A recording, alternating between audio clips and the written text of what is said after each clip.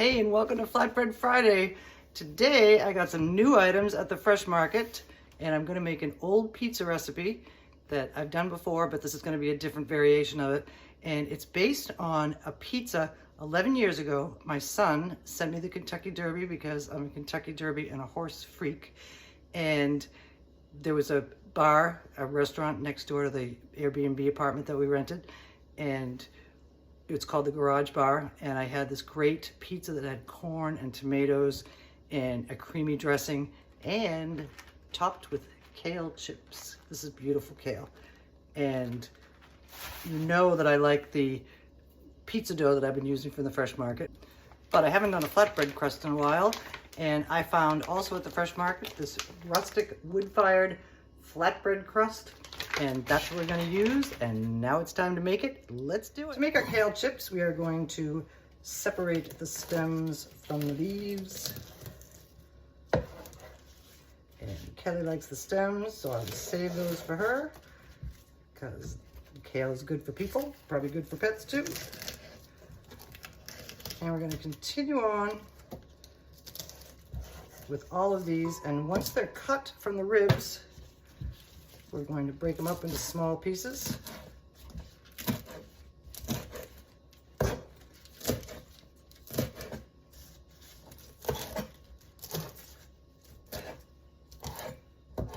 Transfer them to a bowl. And then we're going to season them up and bake them. Our kale chips are all ready to go. We're going to drizzle them with a little bit of olive oil, not too much,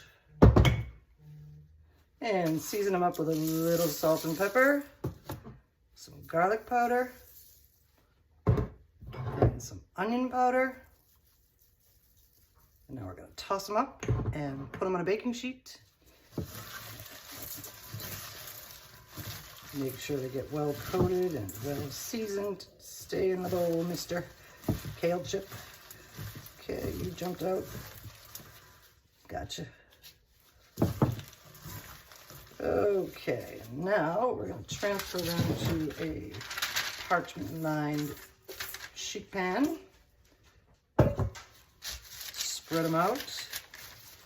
We're going to bake them at 350 degrees for 10-15 minutes, and we'll see what they look like when they come out. While our kale is in the oven, we're going to make the sauce for our flatbread. We're going to melt some butter and season it with some salt and pepper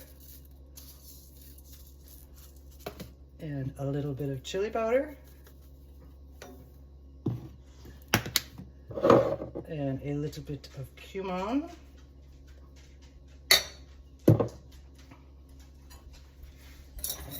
Stir that around to blend it well.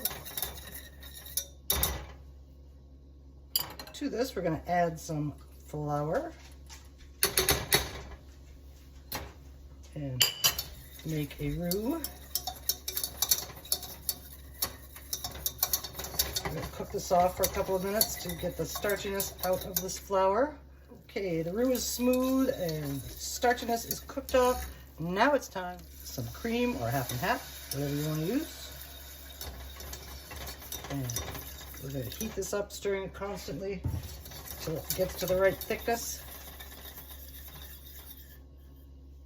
And while we're heating up, we're going to add a little bit of chipotle and adobo puree for a little bit of spice. That's a lot. That should be hopefully not too much. And a little bit of tomato paste. And because this is very thick still, I'm going to add a little more, half and half. And we're going to whisk it up again. And this is going to be our flatbread base. We're at a good consistency right now. You want it to be about the same consistency as a tomato sauce that you would use on a traditional pizza. So there we have it, and that is our pizza base. And in just a few minutes, we're going to build it. Our kale chips are out of the oven, and they are crisped up, lightly browned, and they're gonna make a nice topping for our corn pizza. I was not sure if this wood-fired flatbread crust was gonna fit in this pan, but it does. So we are going to build our pizza. The first thing we're gonna do is spread our crust with our sauce.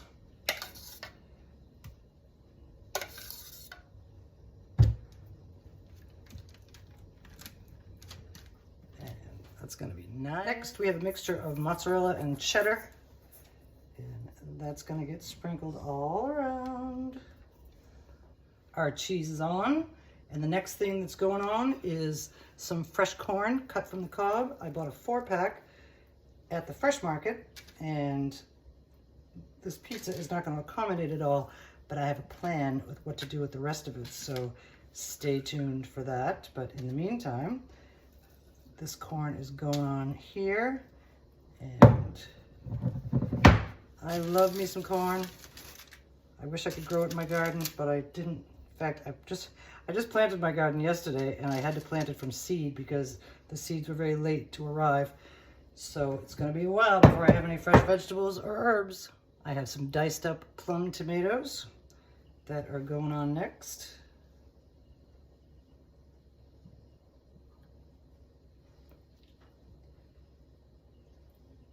And then this flatbread is going to be heading into the oven pretty soon.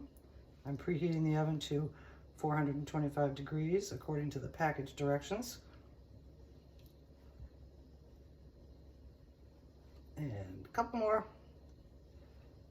And that looks good. So a close-up look before we go in. It's going to be fabulous. Our creamy corn and tomato flatbread is out of the oven. Creamy and cheesy and corny and tomatoey.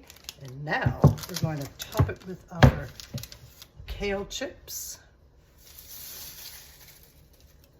You can see these, how they came out nice and crispy. We're going to distribute them over the hot pizza. A little color, a little crunch, a little kaliness. And there you have it. I'm gonna save some of those and crush them up for garnish. Whoops, pick up. And there it is. Happy Flatbread Friday. We're gonna serve it up now. I decided at the last minute for a little topping, I'm gonna take some of that sauce that we had and thin it out with more cream. And I'm gonna put it in the microwave for 30 seconds or so, and then add some sour cream to it, and we're gonna drizzle it over our flatbread. Here's our creamy corn, tomato, and kale flatbread on a plate, and now we're gonna just drizzle it up with a little bit of the sauce. You know I like to put toppings on pizza. Decorate them up, cream them up a little bit. And this is gonna come in handy for what we're gonna do with the leftover corn. And there you have it. Yummy, creamy, crunchy, corny, tomatoey, and wood fired, so it might be a little smoky too, and it will be smoky because of the chipotle and adobo. So happy Flatbread Friday again. Thank you for joining me for another episode of Flatbread Friday. I had a lot of fun with this guy, and it's colorful and yummy, and we're gonna make a nice dinner out of it, and we'll see you next time.